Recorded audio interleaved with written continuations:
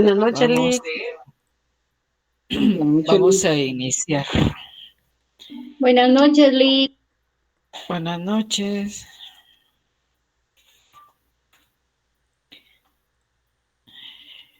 Bien, buenas noches. Nos quedamos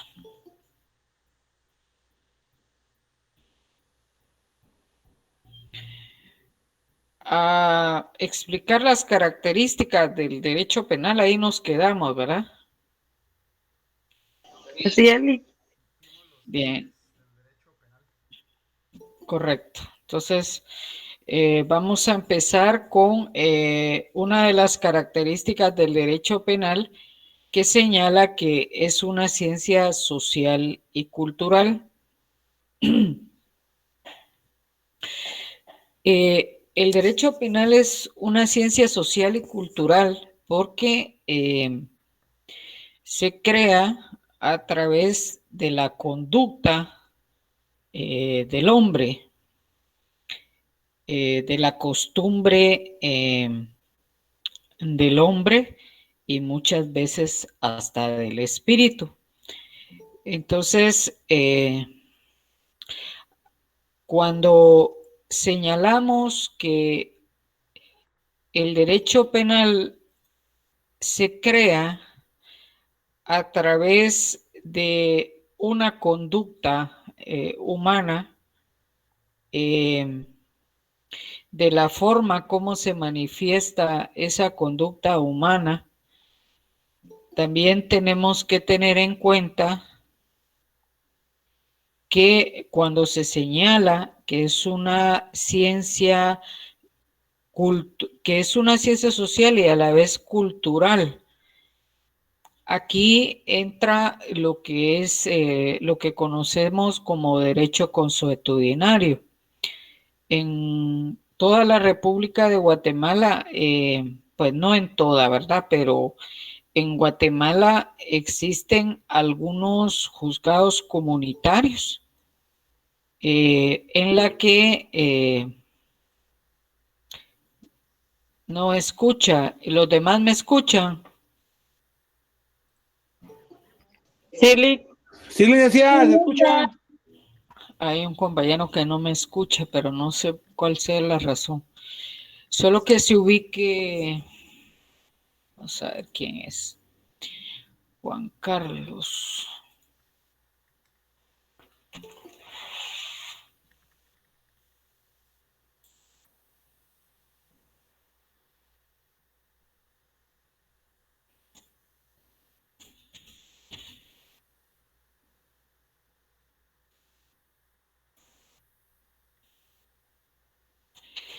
Eh,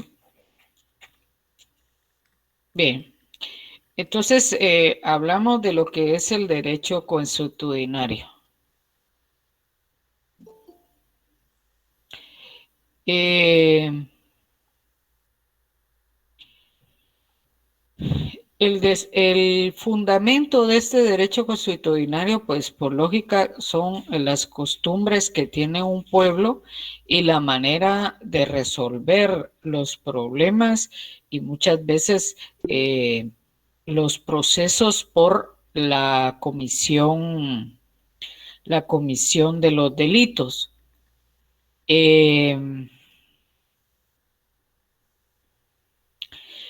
Digamos que hay una diferencia con el derecho normal, vamos a decir, el que se aplica, el ordinario, el que se aplica en la mayoría de la República de Guatemala, con el derecho consuetudinario es que, digamos, en los juzgados comunitarios son tres los jueces. Esos tres jueces son elegidos por la comunidad y esos tres jueces no tienen conocimiento de leyes, aunque por lo menos los que están aquí en San Luis sí hay dos que están estudiando la carrera de Derecho, ¿verdad?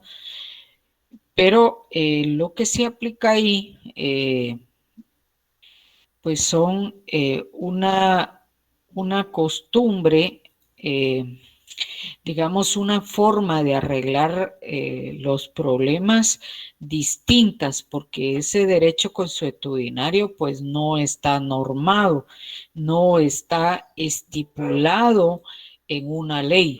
Entonces, los castigos generalmente suelen ser, digamos, latigazos o sacar al que cometió el ilícito fuera de la comunidad, entre otros, ¿no?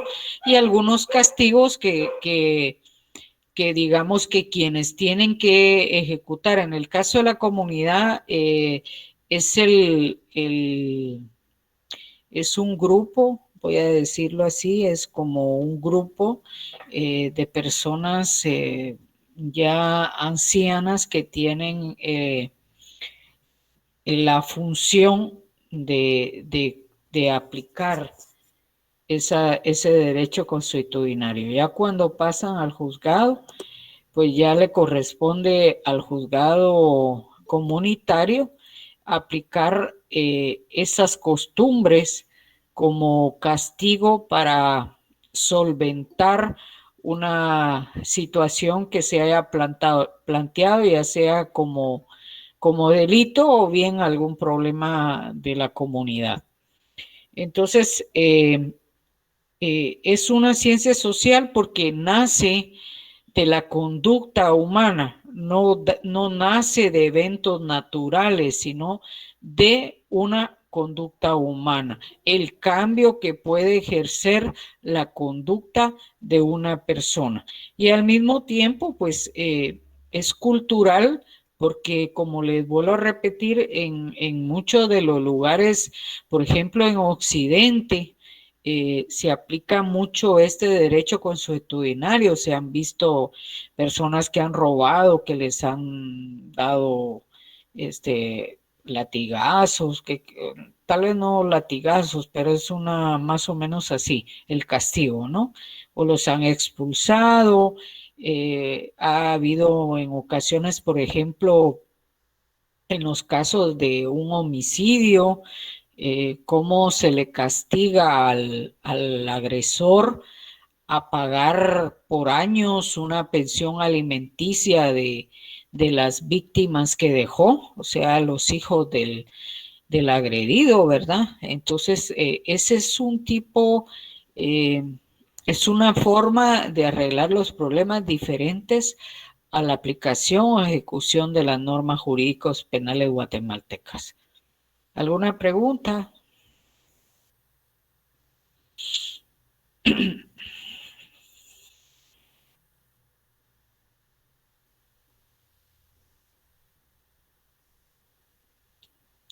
Bueno, entonces nos vamos a la característica que señala que el derecho penal es normativo.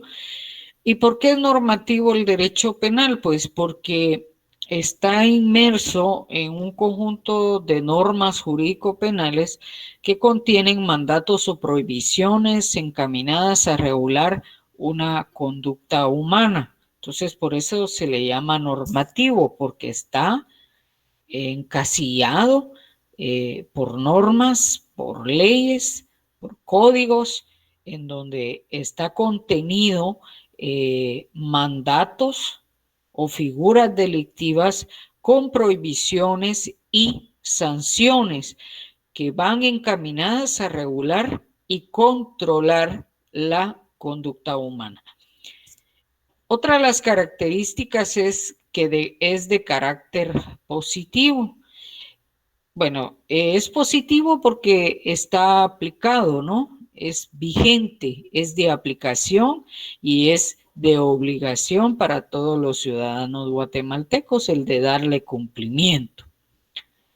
Señala aquí porque es fundamentalmente jurídico, ya que el derecho penal vigente es solamente aquel que el Estado ha promulgado con ese carácter. O sea, es positivo porque está vigente, porque el Estado ha creado esas normas jurídicas para ser aplicadas y que sea acatada por toda la sociedad guatemalteca. Pertenece al derecho público. Ya vimos que dentro de la naturaleza jurídica, el derecho penal está contenido dentro del derecho público interno. ¿Qué significa esto? Que el Estado es el único ente encargado o facultado para la creación de normas jurídicas, para la creación de delitos, penas o medidas de seguridad. ¿Tienen alguna duda?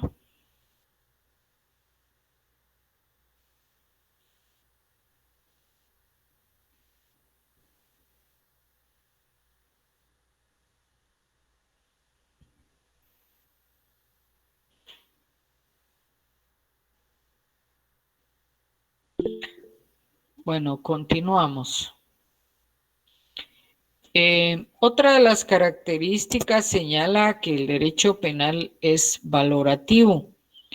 Señala que toda norma presupone una valoración. Esta cualidad de toda norma es particularmente manifiesta en las leyes penales, ya que carecían de todo sentido las amenazas penales si no se entendiere que mediante ellas son protegidos ciertos bienes e intereses jurídicamente apreciados. El derecho penal está subordinado a un orden valorativo en cuanto que califica los actos humanos con arreglo a una valoración. Valorar la conducta de los hombres es tarea fundamental del juez penal. Si nosotros leemos el Código Penal, vamos a ver que ciertas acciones o ciertas conductas humanas señaladas como delito son castigadas más que otras. Hay delitos con más prisión, con más años de prisión que otros. Hay delitos que no están sancionados con prisión, sino que están sancionados con multa. ¿Por qué? Porque aquí se le está dando una valoración a la gravedad o no gravedad de la acción que provoca el hombre. No es lo mismo matar que lesionar. No es lo mismo matar con un arma de fuego a alguien que matarlo a través de un accidente de tránsito. Son figuras, son delitos que existen en el Código Penal, pero la misma ley penal les da una valoración en cuanto a sanción muy diferente a un delito de otro. Y lo mismo sucede en un proceso penal, cuando el juez tiene que darle valoración a los distintos medios de prueba que le han ofrecido y que ha diligenciado. Tiene que verificar, tiene que establecer qué medios de prueba considera para resolver el proceso que tiene en sus manos, para saber si la persona que está siendo sindicada de un delito es responsable o no es responsable de la comisión de un hecho delictivo. Entonces, aquí tiene que también ser valorativo el juez en cuanto a la sanción. Puede ser que la persona haya cometido el ilícito, pues todos nosotros no tenemos una garantía de que en algún momento podemos vernos envueltos en la comisión de un hecho delictivo, no porque seamos delincuentes, sino por circunstancias de la vida. Entonces ahí también entra una valoración. Bueno, no es igual una persona que cometió un ilícito a una persona que ha cometido 3 o 4 o 5 ilícitos. Entonces, ahí refiere la característica del derecho penal que es valorativo. También señala que el derecho penal es finalista. Y eso ya lo vimos, que el derecho penal tiene dos fines. Uno es mantener o resguardar el orden jurídicamente establecido. Y segundo, a través de la protección contra el crimen. Pero para poder restaurar ese orden jurídico previamente establecido, debemos de sancionar, debemos de ejecutar una sanción. Entonces, por eso es finalista el Estado. Media vez una persona comete un ilícito y se demuestra que esa persona es responsable, la consecuencia de esa acción va a ser imponerle una sanción. Es fundamentalmente sancionador. O sea, ¿de qué sirve que tengamos códigos, que tengamos leyes penales con sanciones si no las vamos a aplicar? El objetivo del derecho penal es sancionador, es decir, aplicar la pena estipulada en el delito cometido. No se le puede dar un premio a una persona que ha cometido un ilícito. Se le sanciona, se le castiga. Para algunos conocedores del derecho, en las distintas etapas de la historia del derecho penal, señalan que la pena no debería de existir, pero también hay que tomar en cuenta que la sociedad no está para que esa pena no sea ejecutada. No estamos acostumbrados o no estamos formados, por decir así, de vivir en una sociedad sin recibir castigo. Con decirles que a veces las personas, si usted le habla correctamente, le habla pacíficamente, le habla educadamente, la persona no le hace caso, lamentablemente. Tiene usted que hablarle con dureza, tiene que hablarle fuerte y muchas veces con palabras, malas palabras, y la persona le va a responder de la manera que usted quiere que le escuche, ¿verdad? Entonces, estamos acostumbrados a que se nos sancione, a que se nos trate mal para poder reaccionar a la situación que se nos está presentando. ¿Alguna pregunta? Buenas noches. Cuando leí el proyecto yo tenía dudas sobre la característica valorativa del derecho penal. Ahorita que usted lo comentó le entendí que es valorativo en tanto en cuanto valora las acciones de la persona para determinar si la calidad de la pena, ¿no? Ahora, en el párrafo del folleto, la parte que no logro captar aún es donde dice que carecería de todo sentido las amenazas penales si no se entendiera que mediante ellas son protegidos ciertos bienes e intereses jurídicamente apreciados. No logro entenderle qué quiere decir ese pedazo y cómo lo enlaza con el carácter valorativo del derecho penal, dice usted. Va. Cuando hablamos de amenazas penales, ¿usted a qué considera que se refiere? ¿O qué entiende por amenazas penales? Pues acá dice que amenaza ciertos bienes o intereses jurídicos. Ahora lo que yo entendería por una amenaza penal, una acción que es es determinada como un delito en el Código Penal. No sé, por ahí quizás podría intentar definir. Sí, o sea, por eso señala aquí que dice carecerían de todo sentido las amenazas penales, o sea, los delitos, las sanciones estipuladas en ellos, si no se entiende que mediante ellos se va a proteger bienes jurídicos. Las amenazas penales son las sanciones o las penas, ¿no? Sí, pero también está las figuras delictivas, porque prácticamente esos son mandatos, son prohibiciones. Es lo que le decía.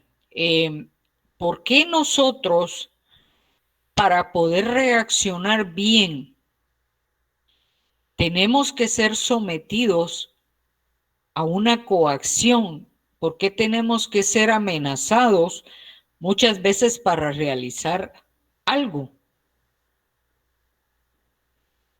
Entonces, esas amenazas penales están estipuladas vamos a hablar del Código Penal, ahí están los delitos, están las sanciones, está una prohibición de lo que no se debe de hacer, porque si se hace hay una consecuencia que es la pena. Esa es una amenaza penal. Dentro de esos, por eso el Estado protege bienes jurídicos tutelados, porque dentro de esos bienes jurídicos tutelados colocó varios delitos que están protegidos con ese bien jurídico tutelado. Yo les ponía un ejemplo en el caso del título primero, que protege la vida y la integridad de la persona. O sea, ahí le está diciendo quien lesione a otro.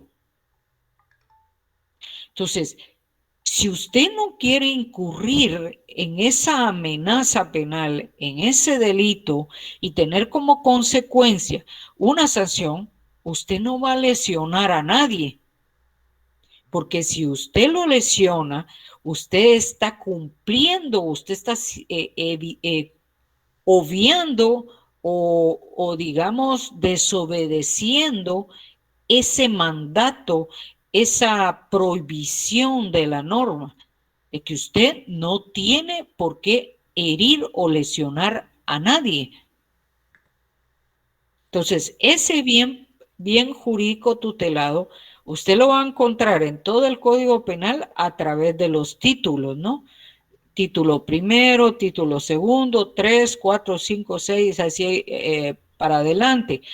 El Estado protege a través de esos bienes jurídicos dando delitos que van a cuidar, que van a proteger a la persona, a las instituciones, a su propiedad, a través de esas figuras delictivas y a través de una consecuencia que es la sanción. Gracias, y creo que le logré entender. Parafraseando un poco esa parte del libro, prácticamente nos está diciendo de que no tendría sentido el derecho penal si no existieran las amenazas penales para garantizar la protección de los bienes jurídicos. Es decir, sin las amenazas penales, ¿cómo podemos garantizar que se cumpla el derecho penal? Creo que por ahí le capté el link. Muchas gracias. Exactamente, exactamente.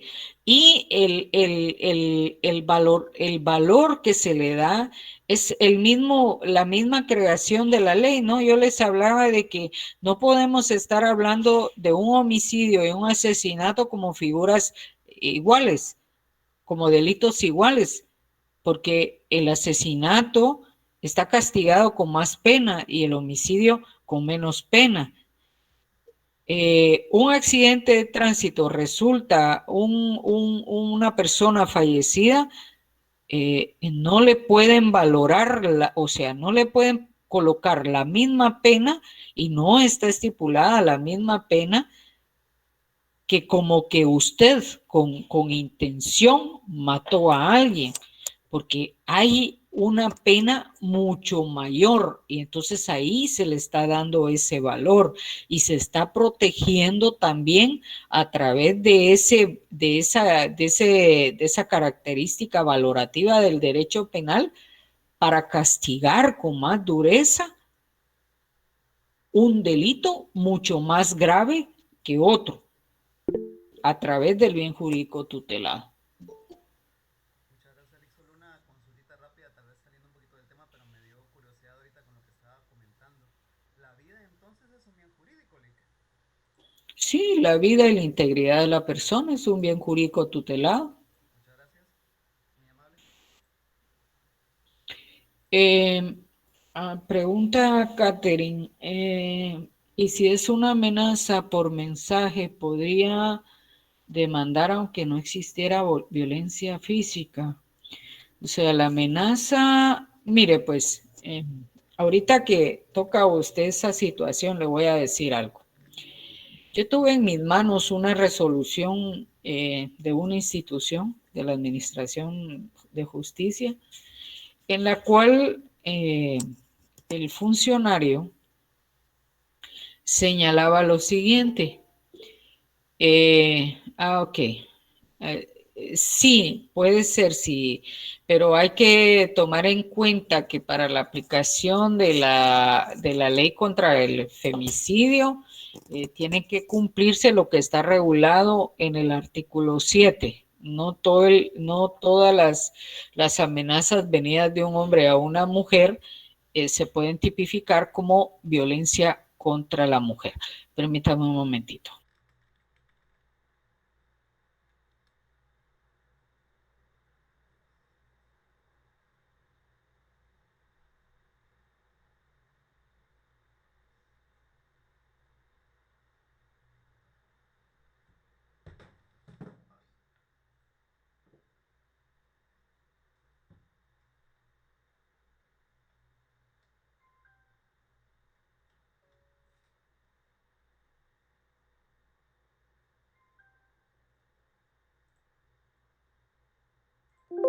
Bien, entonces, hablando de la cuestión planteada ahí por la amenaza, este funcionario señala que no constituye un delito de amenaza porque la amenaza no se hizo de manera presencial, o sea, de persona a persona, sino que se hizo a través de mensajes.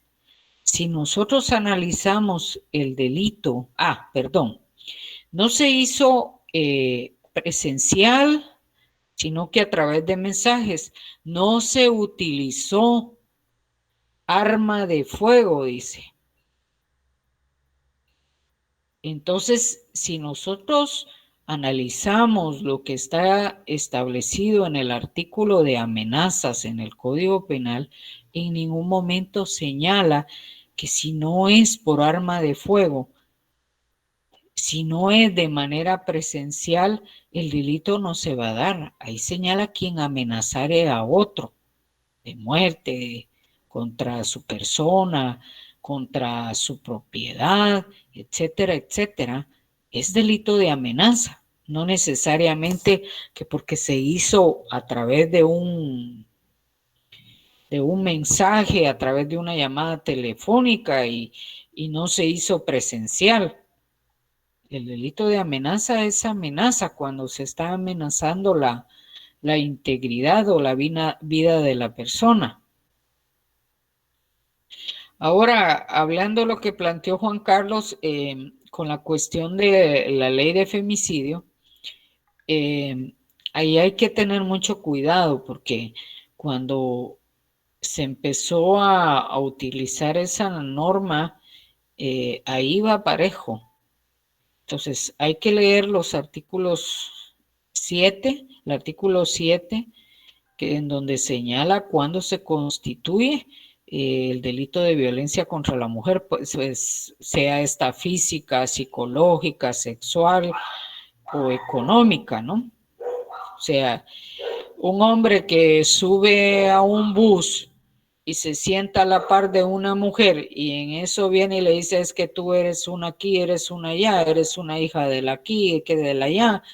O sea, la señora viene, presenta su denuncia, solicita medidas y se inicia proceso por violencia contra la mujer. Ahí no hay ningún nexo que una o que se constituya lo regulado en el artículo 7 de la Ley contra el Femicidio.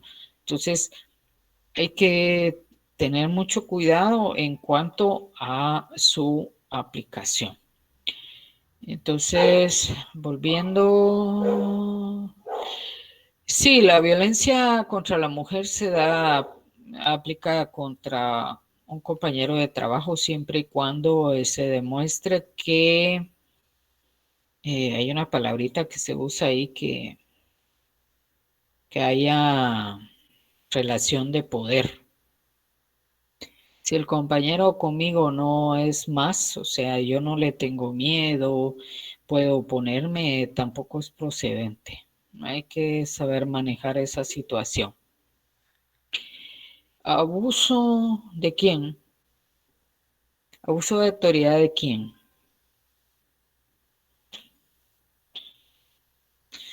El abuso de autoridad, el delito solo se constituye, no.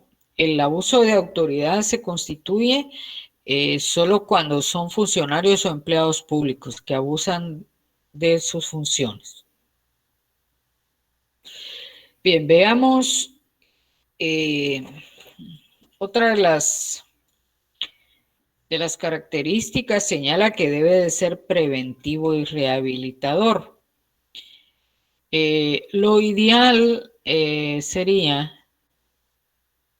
que se tratara a través de charlas, de cursos, en el, no sé si es pensum, desde la escuela primaria, implementar programas para hacer ver que no se debe de cometer acciones o que nuestras conductas no se tienen que ir más allá de lo que la ley está señalada, para que se vaya implementando o que la persona a poca edad vaya conociendo de manera preventiva las consecuencias que puede traer la comisión de un hecho delictivo. Y rehabilitador, pues que ya habiéndose realizado el delito y ya sancionado y en cumplimiento de una pena en un centro de detención, pues se busque que el condenado se le dé un programa de rehabilitación para reincorporarlo a la sociedad. O sea, que salga recuperado, que salga, vamos a decir, sanado en cuanto al conocimiento de que si vuelve a delinquir, ya sabe las consecuencias que tiene que pagar en un centro de detención. Entonces, aquí no hay, pues no tenemos rehabilitación, no tenemos prevención en cuanto a los delitos, ¿verdad? Licenciada, buenas noches. Sí, buenas noches. Habla Francisco Arana con lo que usted estaba diciendo, que se le enseñara al niño en la escuela desde el acto de prevención. Mira que yo como docente lo he querido implementar, pero la verdad que en las aldeas, ¿cómo cuesta, licenciada? Porque se miran aún se mira cómo en la casa el niño mira cómo el papá le pega a la mamá. Y uno como maestro, si viene y le dice a la mamá, vaya a denunciarlo, a la vuelta de la esquina lo están esperando. Se vuelve peligroso, licenciada. Y la verdad que yo, lo único que sí he tratado yo, y lo que también habla la Constitución, es enseñar al niño que son las leyes a través de la Constitución. Es lo más que se puede enseñar, licenciada, porque en las aldeas cuesta eso demasiado. Créeme que cuesta, licenciada. Sí, Francisco, yo lo entiendo, es muy difícil, en nuestra sociedad muchas veces rechaza el tratar de cambiar la mentalidad de la gente. en las aldeas,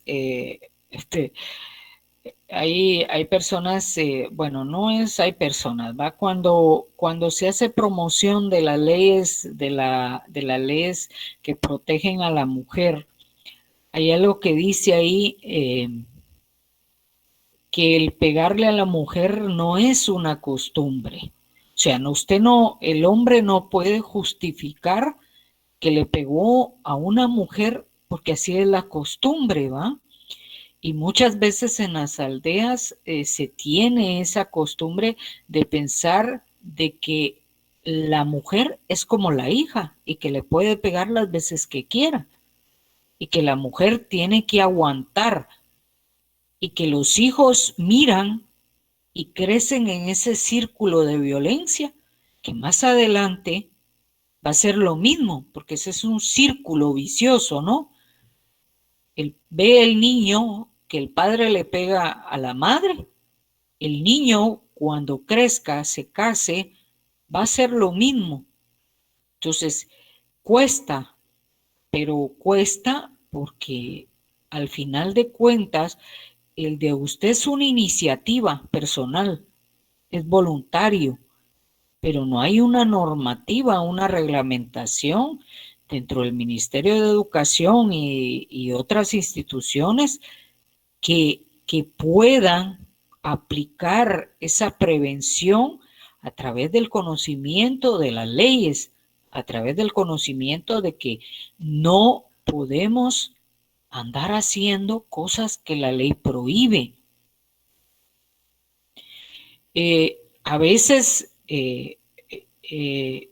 póngale, aquí en Guatemala está prohibido el matrimonio ahora de menores de edad, sin embargo, en muchos lugares hay niñas niñas de 12, ya adolescentes de 13, 14, 15 años, con niños, con hijos, y casados muchas veces con adultos. Y eso se llama costumbre en muchos lugares. En muchos lugares se llama costumbre el hecho de que el padre viole a la hija, mantenga relaciones sexuales con la hija. Y eso cuesta, tal como dice Francisco, enseñarlos de manera voluntaria. Porque como dice él, el agredido puede ser uno, ¿ya? Lo ideal sería programas que son desarrollados o que dados por el Ministerio de Educación de una manera obligatoria y de otras Debería ser instituciones. obligatoria. Licenciada, ¿y sabe cuál es lo más difícil, licenciada? Dígame. Uno como maestro tiene que ir a buscar a esas niñas, licenciada, a las casas y rogarle al padre de familia, déjela estudiar, déjela que vaya. Y uno como maestro se hace responsable de ese niño, no solo en la escuela, sino hasta en la casa, licenciada. Porque si le pasa algo al niño, a esa niña, que porque uno le dice que haga un trabajo y la niña sale de su casa y le pasa algo, al maestro tuvo la culpa. ¿Para qué me la vino a traer? Cuesta ver, licenciada, cuesta. Sí. Incluso hay padres de familia que dicen, tú eres mi mujer y yo te mando. Creen que porque están juntos, la mujer es esclava o es patrimonio del hombre. Y eso no es así, licenciada. Cuesta, vieja. Sí. Cuesta demasiado. Sí, y volvemos a la cuestión de que nuestra sociedad es machista, ¿no? El machismo, licenciada. Sí, machismo. O sea, la mujer tiene que quedarse en casa. Hay muchos maridos hoy en día que a pesar de una profesión, si la mujer quiere estudiar, no, porque va a estudiar, va. La mujer es para la casa. Sí, la mujer, a lo mejor la mujer resulta mejor que el marido, va, consigue un mejor trabajo, un mejor salario, empiezan los celos, el recelo, y viene a terminar la relación a través de los conflictos, viene la violencia intrafamiliar ante esa inseguridad del hombre, ¿no? Pero porque se ha creado esa idea de machismo en nuestra sociedad. El hombre no puede barrer, el hombre no puede lavar los trastes, cuando debería de ser lo contrario, ¿no? Mira que qué difícil, licenciada, porque incluso yo tuve ese problema. Mi hijo no está barriendo porque él es hombre. Las mujeres tienen que barrer. Y eso no es así, licenciada. Ese ejemplo que nosotros como padres de familia debemos transmitir primero a nuestros hijos y después a nuestros niños como maestros. Qué difícil es transmitir ese ejemplo, licenciada. Y cómo cambiar ese ejemplo, porque dicen que te enseña el maestro en la escuela. Es mentira. Uno como padre de familia es el encargado de transmitir a través del ejemplo a nuestros hijos. En la escuela solo el maestro es el encargado de transmitir ese conocimiento y reforzar los valores que el niño trae desde su casa. Es reforzado en la escuela, pero no es que le enseñen en la escuela, licenciada. Cuesta, ¿verdad? Es difícil. Sí, es muy difícil. Nuestra sociedad es un poquito cerrada, ¿no? Las personas son bastante cerradas. Por eso les decía yo que a veces yo llegué ya a la conclusión de que si usted le habla bonito a la gente no entiende. No hace lo que usted le está pidiendo favor, pero si usted le da un grito, le ordena, lo hace. Y lo más lamentable es que estamos reconociendo, dándoles honores a esas personas que al final de cuentas no están dando nada a la sociedad y que quienes están forjando o esforzándose por dar algo a la sociedad son marginados, ¿no? Es la misma forma de pensar de nuestra sociedad y muy difícil cambiarla, ¿no? Bien, entonces pasamos a la característica que es fragmentario, es subsidiario y de intervención mínima del derecho penal. Señala que es fragmentario porque solamente una parte de los medios es una parte de los medios de control que el Estado cuenta en su lucha contra el delito. Es decir, que si no existiera el derecho penal, el Estado no tendría una forma de luchar contra el delito, porque no existirían los delitos, ¿no? Seríamos una sociedad sin control, una sociedad sin ley. También señala que es subsidiario porque primero el Estado pone a otros medios de control social para neutralizar las conductas antisociales. O sea, utiliza otros medios para tratar de reprimir esa conducta antisocial. Pero si no funciona ese otro control social, entonces ya viene don derecho penal para hacerle frente y neutralizar a través de una sanción esas conductas antisociales. Y señala por último que es de intervención mínima, porque el derecho penal solo puede actuar cuando los delitos, o más bien las conductas o las acciones humanas se encuentran como delitos en la norma. Entonces no vamos a lo que dice el principio de legalidad en el artículo 1 del Código Penal, ¿verdad? Que señala que solamente se dice nadie podrá ser penado por hechos que no estén expresamente calificados como delitos o faltas por ley anterior a su perpetración, ni se impondrán otras penas que no sean las previamente establecidas en la ley. O sea, nadie puede inventarse Bueno, es que no encuentro esta conducta, este hecho, yo no encuentro dónde encuadrarla, en qué delito no hay. Ah, se me ocurre un delito, le voy a poner este delito tal, va. Eso no se puede hacer. Si la conducta no está establecida como delito o falta, la persona no puede ser sindicada de un delito o de una falta. Entonces a eso refiere que es fragmentario, es subsidiario y es de intervención mínima. Si tienen alguna pregunta.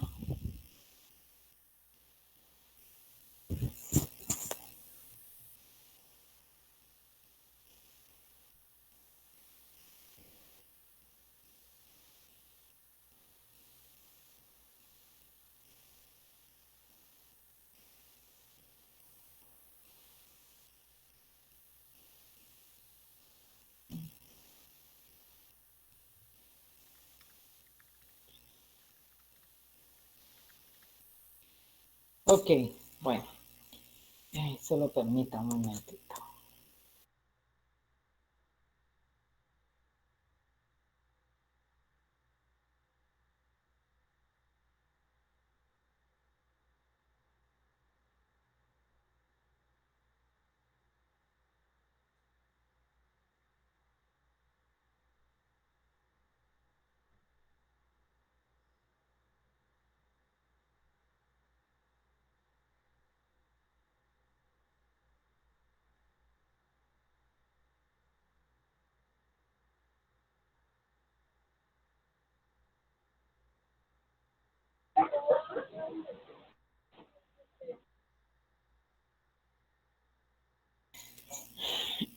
Bien,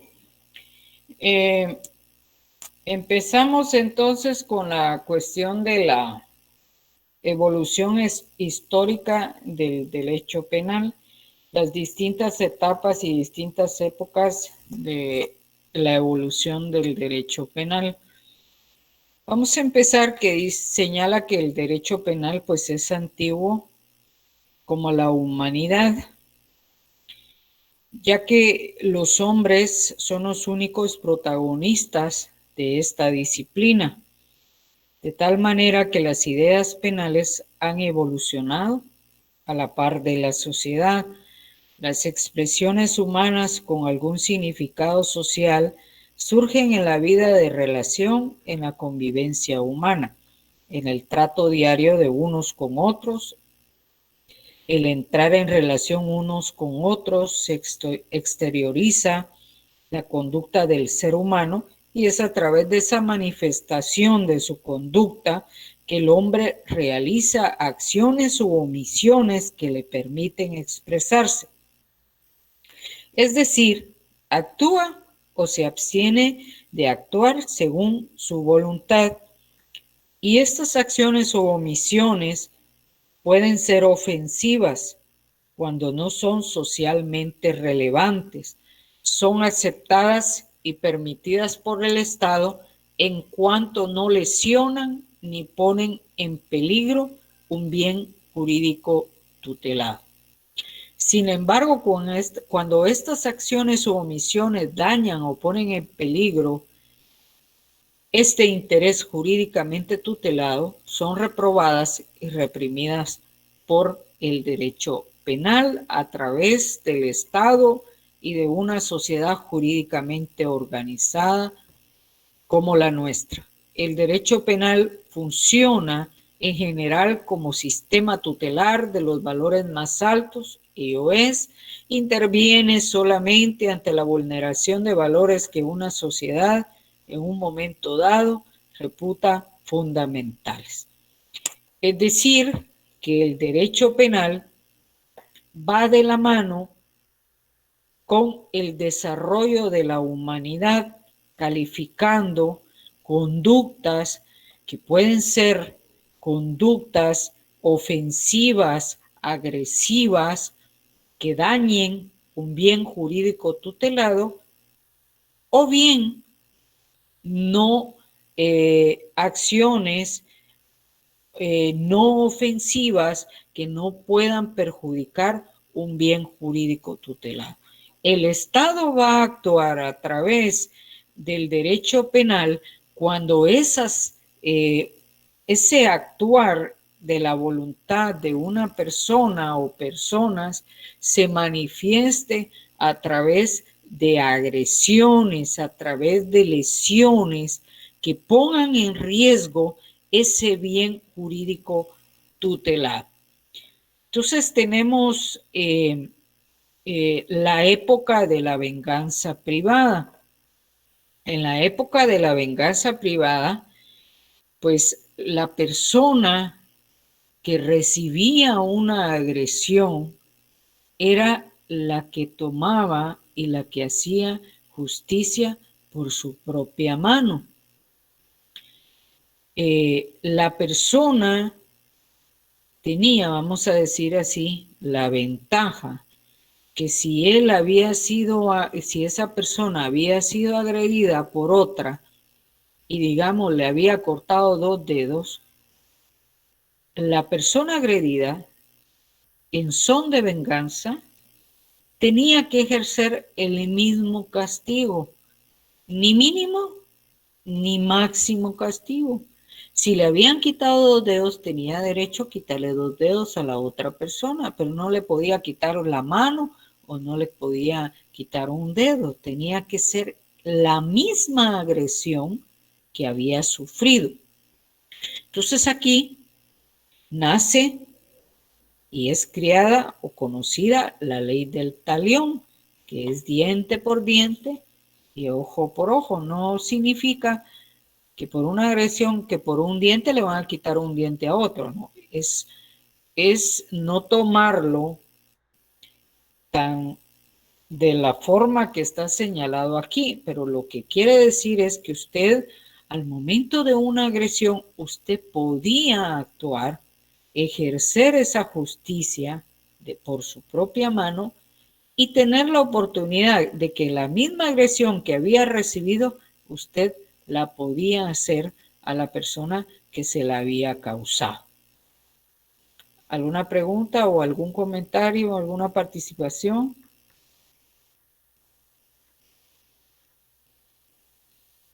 Cindy, yo tengo una consulta o comentario, no sé.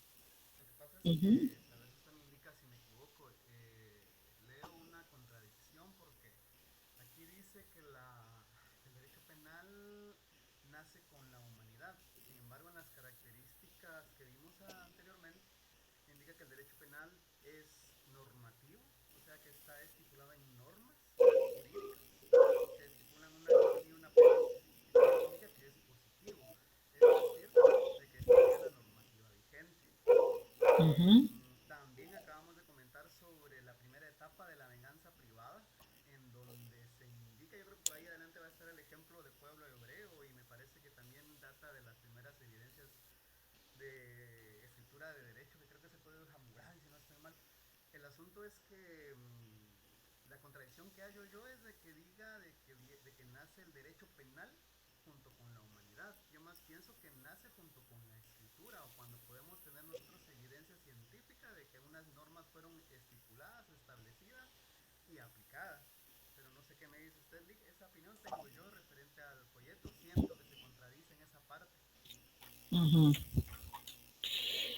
Bien, lo que pasa es que pues si vemos de que el desarrollo de la humanidad desde un principio, desde la existencia del primer hombre, digamos, en la Tierra y su evolución,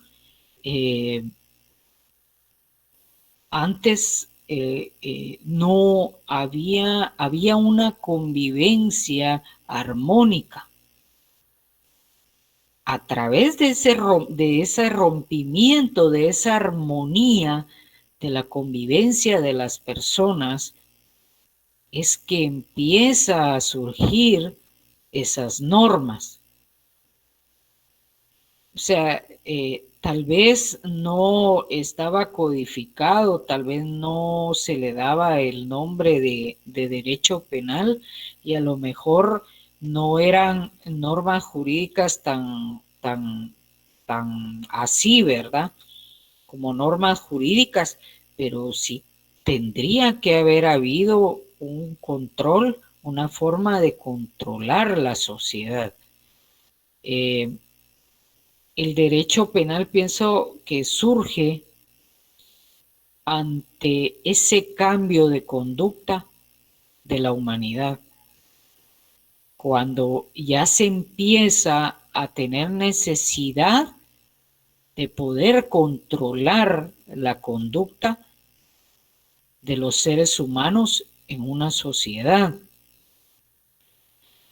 Y yo lo entiendo, puede ser bastante contradictorio, pero lo que tenemos que hacer es tratar de ver de que si desde un principio la sociedad no necesitó de normas jurídicas a través de la evolución de la vida del ser humano, ante ese rompimiento de las relaciones entre humanos, empieza a darse ese control, esa forma de controlar que los seres humanos no se agredieran, digamos, no fueran en contra de su propiedad, ¿no?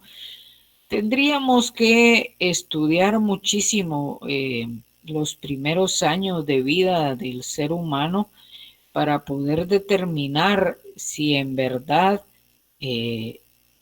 la vida era armoniosa, si no habían problemas, ¿no? Porque ahí sí ya suena contradictorio, porque a través de la evolución o el desarrollo del ser humano es cuando esos cambios de conducta empieza la necesidad de generar una normativa para poder controlar a la sociedad. Pero como esto lo que está tratando de explicar son las distintas épocas, ¿no? Cómo va mejorando. Si vemos la cuestión de la venganza divina, que la persona ejercía la ley, hasta cómo estamos hoy en día, que usted, yo, alguno de los compañeros no puede ejercer esa, aunque hay grupos que sí la ejercen por su propia mano, ¿ah?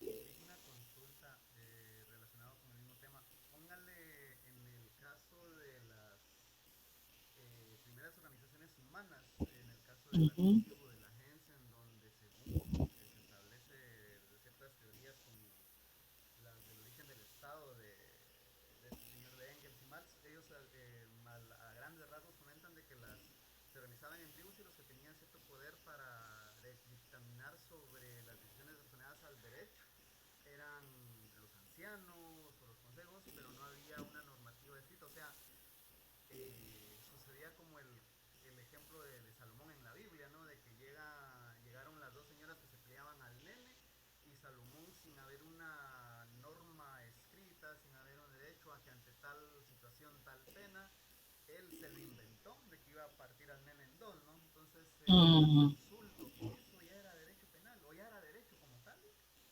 Pues sí, porque era una forma, es que mire, pues, como usted bien lo dice, no había una normativa por escrito, pero sí era un medio, una forma, un instrumento de solucionar los problemas que en ese momento se daban.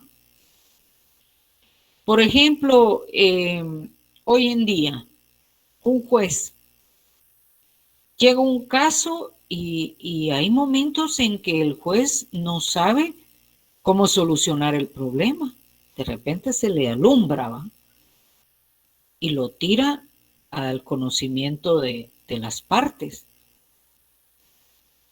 Media vez la ley lo permita, se puede hacer. En el caso que usted plantea, Salomón, él bendijo, vamos a partir. Y lógico, la que se opuso fue la madre, ¿no? Sí, o sea, no era una normativa codificada, reglamentaria, pero sí existían reglas. Es como que, digamos, se forme en un grupo de amigos, ¿va? Hacer ciertas actividades y si en esas actividades alguno falla, pues viene algún tipo de sanción o algo. Y eso no necesariamente está reglamentado, no necesariamente es una norma jurídica de aplicación para general, sino que es para determinado grupo. Normas para actuar en sociedad. ¿Mm? O sea, por eso es que, y usted mismo se está respondiendo ahí, ¿va? Porque usted señala cómo es posible que la evolución la creación, digamos, del derecho venga de la mano con la humanidad. Como le decía, tal vez los conflictos de antes no eran como los de ahora, que necesitaron leyes para poder controlarlo, para poder solucionarlo, pero sí habían reglas para poder vivir, ¿ya? Como usted dice, se creaban grupos de ancianos o algún grupo que tenía un poquito más de conocimiento en ciertos aspectos y ellos venían y lo hacían ver como, sí, es que así es. O sea, la gente le tiene que buscar una solución a la situación, ¿no? Es como que usted vive en un vecindario y que hay un problema que se le está causando, se forma un grupo de una junta directiva de vecinos que van a velar por el buen vivir o el buen funcionamiento del vecindario, de las personas. Pero lo que usted está reglamentando ahí es solo para ustedes como vecino y los demás vecinos, no para las demás personas. Entonces, eso es lo que sucedía en esa época. Muchas gracias, Liz, muy amable, le agradezco. Bueno, sí, allá aplicaba mucho el de derecho consuetudinario, tratar de solucionar los problemas. Bien, entonces, en los casos de la venganza privada, cuando el ofendido, digamos que se le causaba a una persona un daño y esa persona no podía hacer justicia por su propia mano, había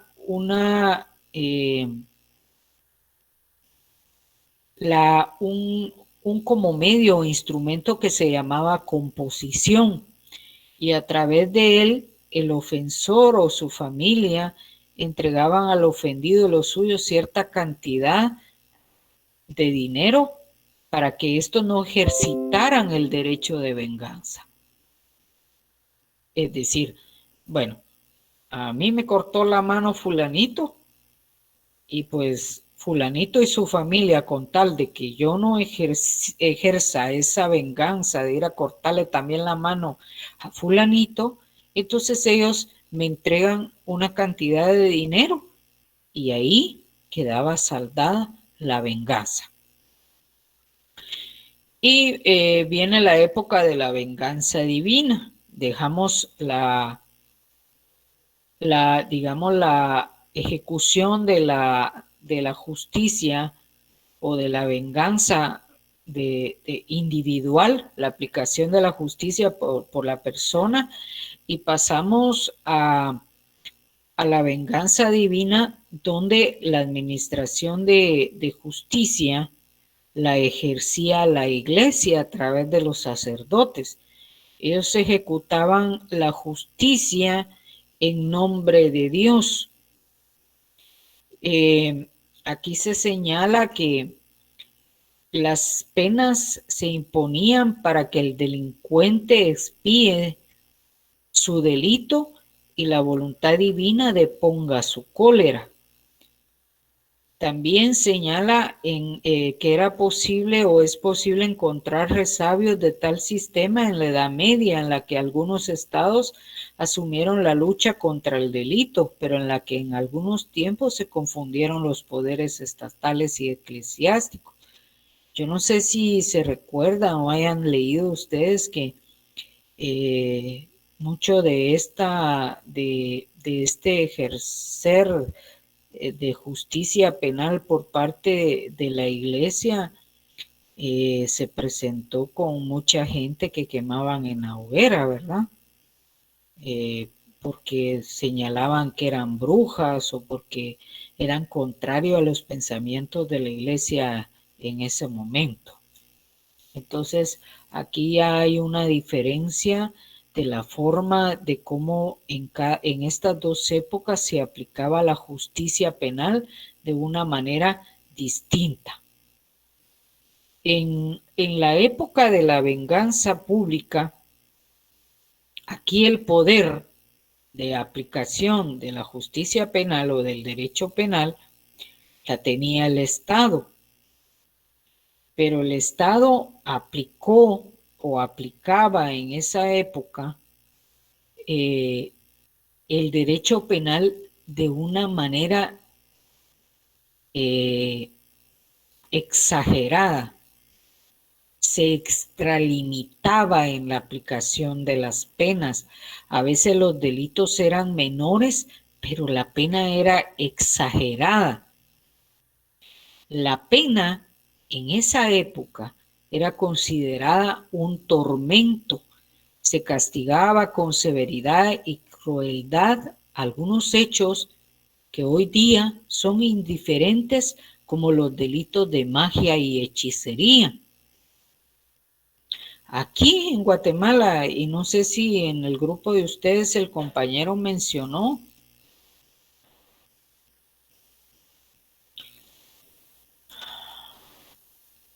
que estuvo presente, ya no va a estar presente, Ángel Alexander. No, Lida, porque viera que aquí surgió un inconveniente y me están llamando para que vaya a ayudar. En su trabajo. No, es sobre el caso de una niña que se perdió aquí en Melchor y Sí, estoy ahí viendo anda. las noticias, que ya solo la bicicleta había aparecido. Sí, uno de mis amigos andan ayudando, ahorita me están llamando que vaya a ayudar. Bueno, ahí se pone al día, pues. Bueno, Lida, gracias.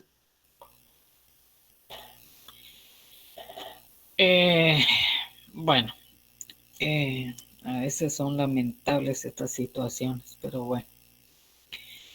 Entonces, volviendo a la cuestión de la etapa de la venganza pública,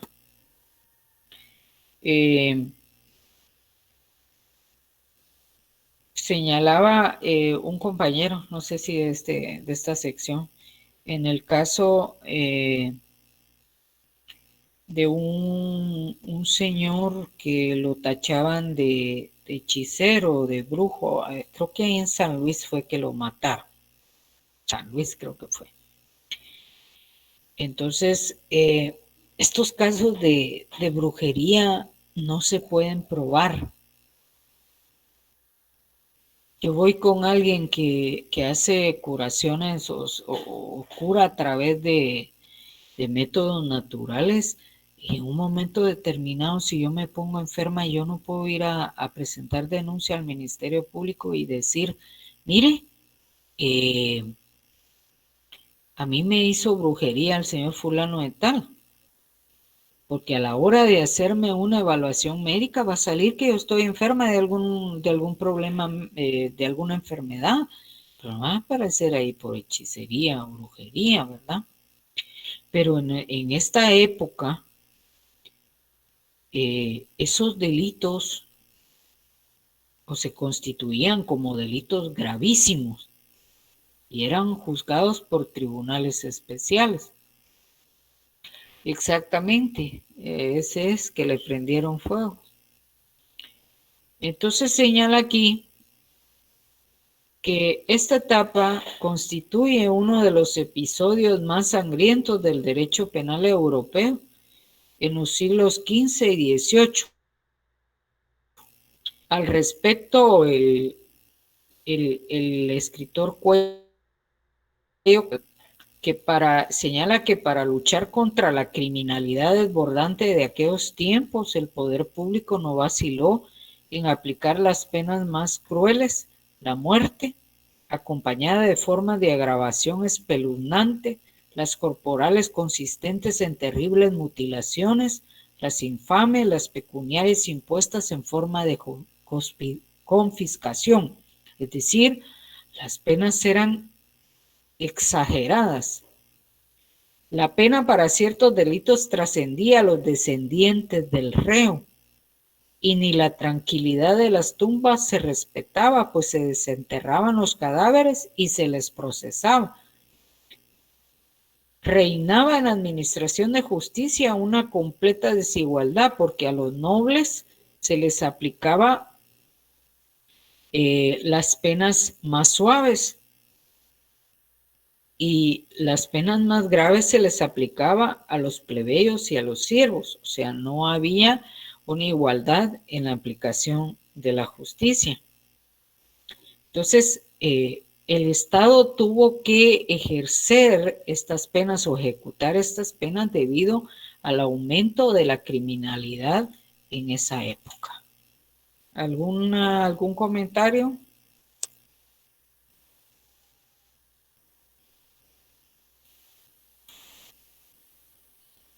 Buenas noches, compañeros. Buenas noches. Bueno, un comentario, no sé, ¿usted no considera que tal vez en esa época como que la justicia o todo el orden se salió de control, Ligda? Sí, por eso le digo que parte tuvo que ver el aumento en la comisión de los delitos en esa época, ¿va? Se les escapó de la mano al Estado el poder controlar. Puede ser carente de normas o de una aplicación más fuerte de las normas de esa época, ¿va? Porque imagínense ustedes que por una deuda que tuvieran se le fuera a confiscar su propiedad o propiedad, ¿va? Entonces, o aplicar sanciones exageradas en delitos leves y una aplicación de justicia no igualitaria para toda la sociedad de esa época.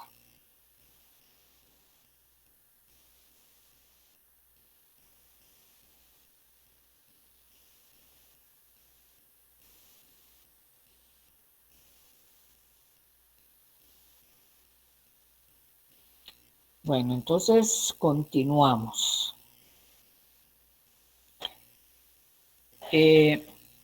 Pasamos a lo que señala como periodo humanitario.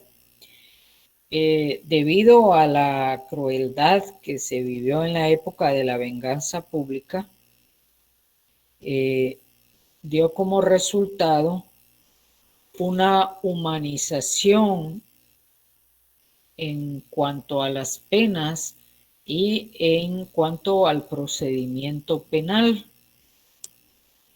En la venganza pública, en la época de la venganza pública, señala que se iniciaron torturas, existían los calabozos y toda clase de tormentos con la única finalidad de castigar y obtener confesiones. Ya en la etapa humanitaria, que empezó o comienza a finales del siglo XVIII, con la corriente intelectual del iluminismo y los escritos de Montesquieu, de D'Alembert, Voltaire y Rousseau, pero es indiscutible y aceptado unánimemente que su precursor fue el milanés César Bonesana, conocido como el Marqués de Beccaria en el año 1764. Él publicó la famosa obra denominada Del deliti e delle pene, que significa de los delitos y de las penas, en donde prácticamente se pronuncia contra el tormento de la pena para castigar los delitos cometidos. Él señala que el fin de la pena no es el atormentar y afligir a una persona que comete un delito. El fin de la pena tampoco es deshacer un delito cometido. Lo que debe de ser el fin de la pena es que el reo o el condenado cause nuevos daños a la sociedad. Es decir, es que la pena debe de reeducar, rehabilitar, reencauzar al sindicado o al condenado en su incorporación a la sociedad. El tormento, señala, resulta el medio más eficaz para absorber a los robustos malvados y condenar a los flacos inocentes. Es decir, que muchas veces se condena a gente inocente y se deja en libertad a gente culpable. Considera que la pena es tanto más justa y útil cuando más pronta y más vecina al delito cometida se encuentre. Es más justa porque evita que el reo los inútiles y fieros tormentos de la incertidumbre que crece con el vigor de la imaginación y la propia flaqueza. Y es más útil porque cuando es menor la distancia de tiempo que pasa entre la pena y el delito, tanto es más fuerte y durable en el ánimo la asociación de las ideas, delito y pena, de tal modo que funcionen el uno como causa, la otra como efecto consiguiente y necesario. A esta época se le llama la edad de oro del derecho penal y se le da el honor a Beccaria o la gloria de haber elevado a la dignidad de ciencia al derecho penal, ya que hasta esa época aún no se podía hablar de un verdadero derecho penal científico. ¿Alguna duda o continúo? Esto es un poquito tedioso, que la historia, pues, para algunos es interesante y para otros es tedioso, ¿verdad? Pero tenemos que conocer un poquito más. Y pues, sí, dígame, Juan Carlos.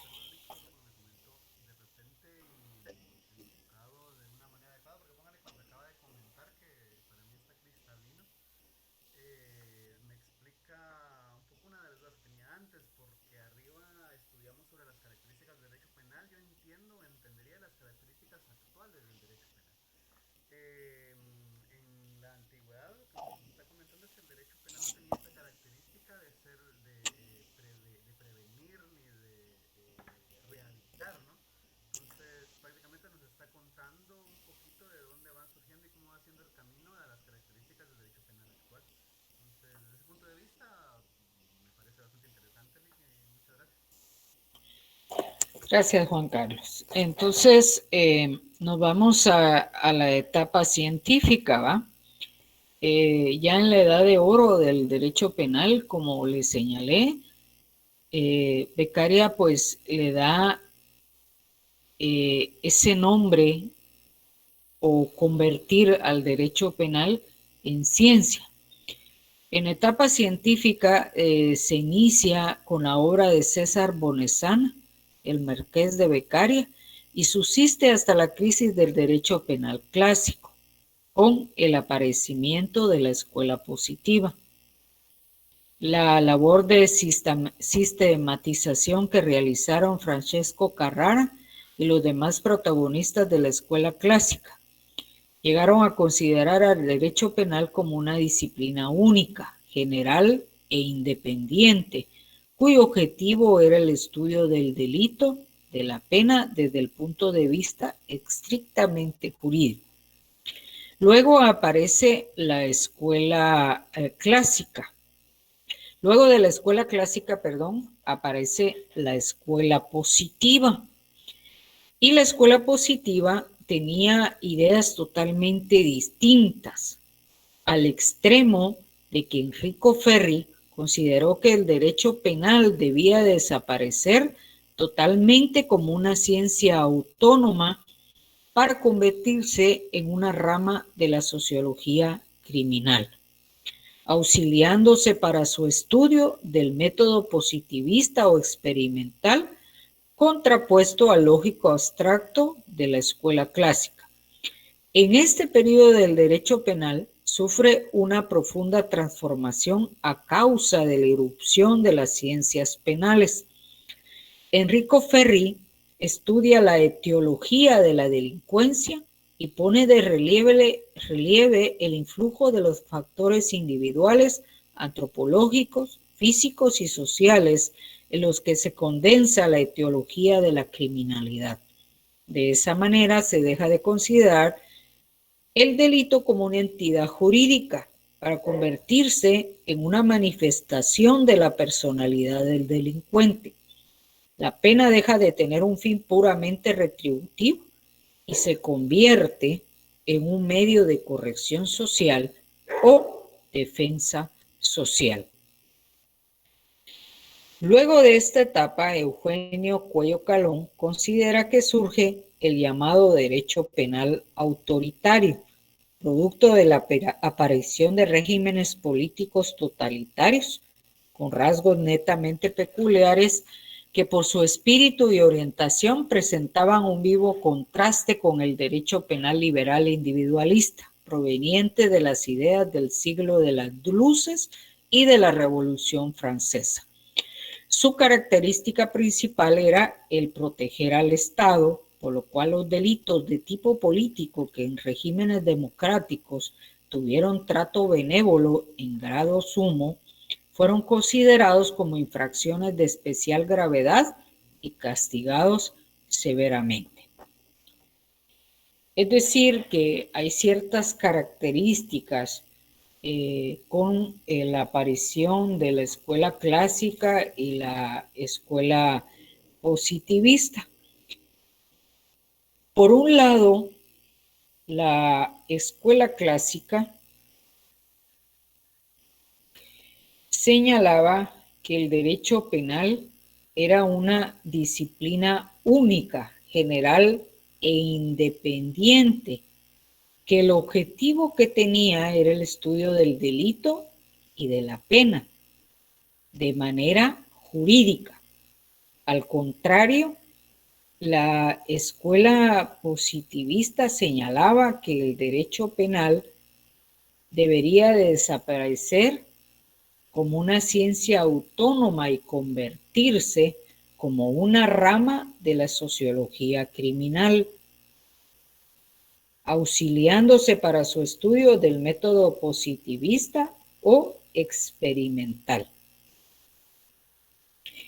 Entonces, en este periodo se empieza a cambiar la idea en que el delito ya deja de ser una entidad jurídica y pasa a ser una manifestación de la personalidad del delincuente, es decir, que el delincuente, dependiendo de su personalidad, así podría ser el delito que pudiera llegar a cometer.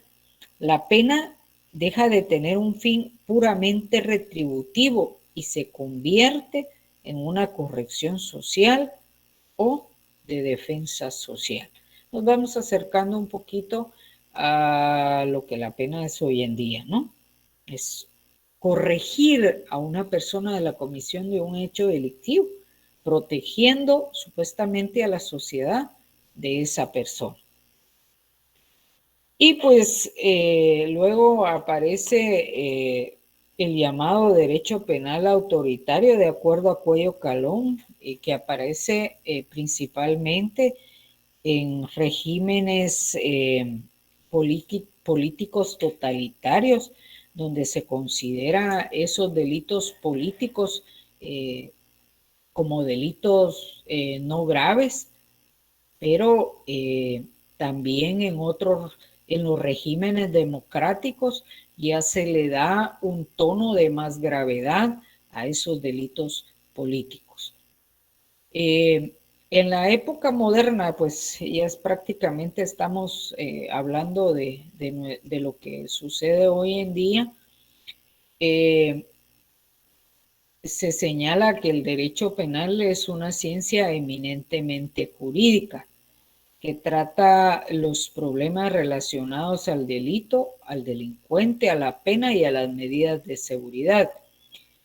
Y señala que mientras las ciencias penales o criminológicas, que tienen el mismo objeto de estudio, lo hacen desde un punto de vista antropológico y sociológico. Y el derecho penal debe de circunscribirse, de acuerdo a algunos especialistas, con alguna exclusividad a lo que se denomina dogmática jurídica penal. Entonces, aquí hacen una división de lo que son las ciencias penales o criminológicas, que señala que tanto el derecho penal como estas ciencias penales o criminológicas estudian lo mismo, pero de distintos puntos de vista. Uno lo estudia a través de el punto de vista antropológico y sociológico, y el derecho penal a través de la dogmática jurídica penal. ¿Tienen algún comentario? ¿Pregunta? ¿Duda?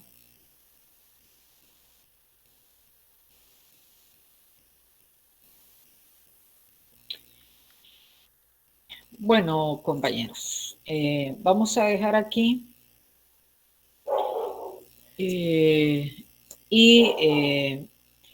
traten ustedes siempre, ya que tienen su folleto, de ir avanzando, de ir leyendo un poquito y pues plantear sus preguntas.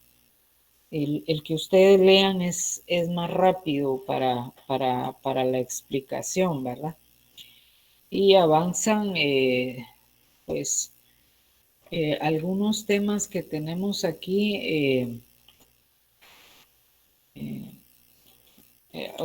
Viene lo de